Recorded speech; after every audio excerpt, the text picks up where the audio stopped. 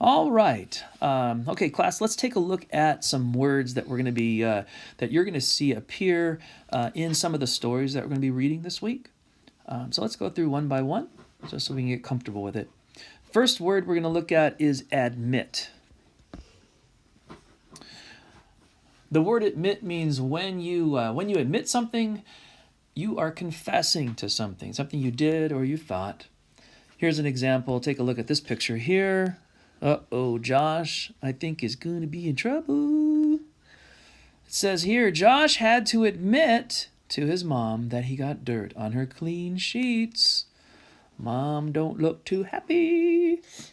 All right. I want you to take a moment and think about a time when you had to admit something to somebody else. And make sure when you're saying it out loud, use the word admit, okay? Pause this video, think about it, say it, come on back. All right. Hopefully you thought of something that used the word admit in. I'll give you an example of mine.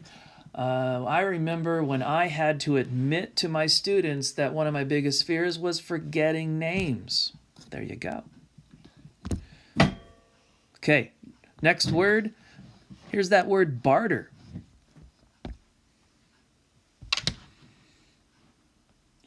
When you barter, you trade for things, other things without using money. So an example for the lemonade, remember the one boy had the Pokemon card. He was going to trade it for a glass of lemonade.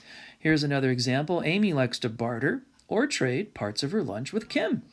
And there she is. Looks like we got a Granny Smith apple, and I'm going to go with the pudding, looks like to me. There we go. So basically, barter means to trade.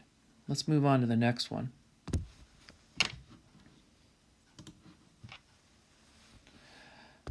Considered.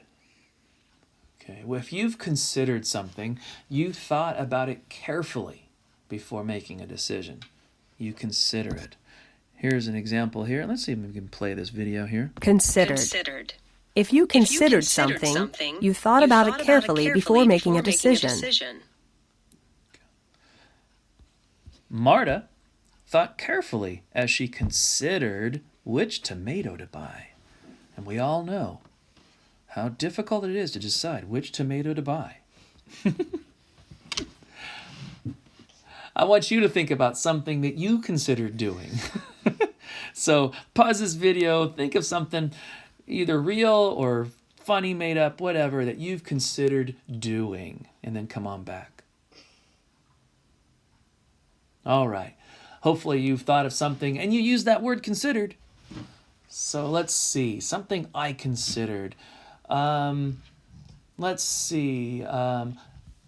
Yeah, a long time ago, I considered becoming an accountant, to do that for a living. And that was pretty crazy, at least for me. I'm not saying anything against accounting, but for me, that wouldn't have been a good choice. But I did consider it for a little while. Moving on. All right, let's take a look at the word creation. Creation is when you make something, all right? Ella here admired her creation in art class. Say the word creation. Good job. I heard that. No. Tell about a creation that you made. So pause this video and talk to yourself, talk to the hand about a creation that you made, and then come on back. All right, cool. Thinking about a creation that I made. I remember several years ago when I got to take some time off from work, and I got to stay on with Ezra. It was right before he was going into TK. And one day we took a bunch of Home Depot moving boxes, and a creation that we made was this cool like castle with a dungeon in it and a lookout tower with windows and all that kind of stuff. It was really cool. So remind me sometime, guys, and I'll show you a picture of that. All right, moving on. You still with me? I hope so. All right, next word. Humble. Humble. That might sound familiar from Charlotte's Web. There's lots of different definitions for humble. It's one of those multi-meaning words. But we're going to go with when something is humble, it's not big or important. It's not this big old, hey, look at me type of thing. So take a look at this humble little house. It says, my grandfather's house is humble, simple, it's plain. Okay? Nothing big and gigantic about it. Everybody looking at me with all the lights. Okay, so really quick, I want you to think about what's a word that would be the opposite of humble. Pause this video and talk with your dog. No, talk with your parents, somebody. What's an opposite word for humble? And then come on back. All right, you back? Opposite of humble. Opposite of humble would be, I'm thinking like, a word I've come to mind is grandiose, or grand, or prideful. Something big, something like that. I don't know. Let's move on. All right, we're moving on to the next word. I love this word. Just sounds good to say it. Magnificent. Okay, say it with me. Magnificent. Okay, what a beautiful word. Let's take a look at this video. Magnificent. Oh yeah. Something that is magnificent is very beautiful and grand. Like the Grand Canyon. Okay, I know a few of us have been there. Yeah, that would definitely qualify as something being magnificent. Here's Mr. Jacobs took a picture of the magnificent canyon. I want you to think about a magnificent place that you know of, that maybe you've been to, you've seen something. So pause the video, think about it, and then you come on back. All right. Hopefully you thought of something amazingly magnificent. And I was going to say, man, that was no fair, because the first thing I think of with magnificent is the Grand Canyon.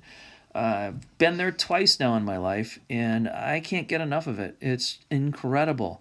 So, to me, the Grand Canyon is a magnificent place to see. Moving on.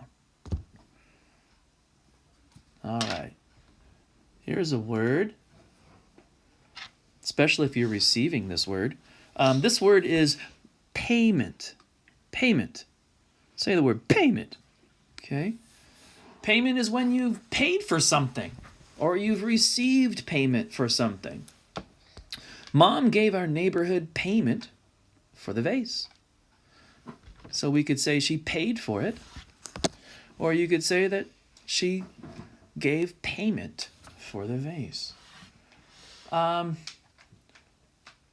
Think about what people usually use for payment. What do they usually use for payment? Pause the video, think about it, and come on back. All right. Hopefully, I don't know about you, but I think about payment. I think about money, cash, credit cards. I don't know. In the old days, it was gold. Things like that. But yeah, money. Moving on. Oh, I like this word. Reluctantly. Reluctantly. Let's say that again. Reluctantly. Okay. Thank you. Reluctantly is an adverb. It tells you how something is done. To do something reluctantly is to do something unwillingly. Like, I don't know about that. I'm not quite sure if I want to do that. Like this here. Check out the goats. They got a steep hill here.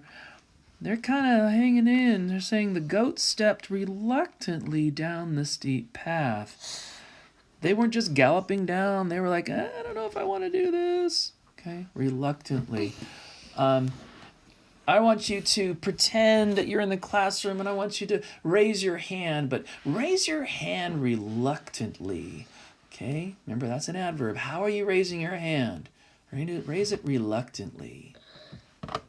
All right, so did you raise your hand up really fast, really high, or did you raise it up kind of slowly and just kind of, maybe. Because that's how you'd want to do that reluctantly. Moving on. Are we done yet? Oh, no, we're not. Oh, yes, we are. We have made it back to admit. You have successfully made it through all of the words to know. Congratulations. Give yourself a pat on the back.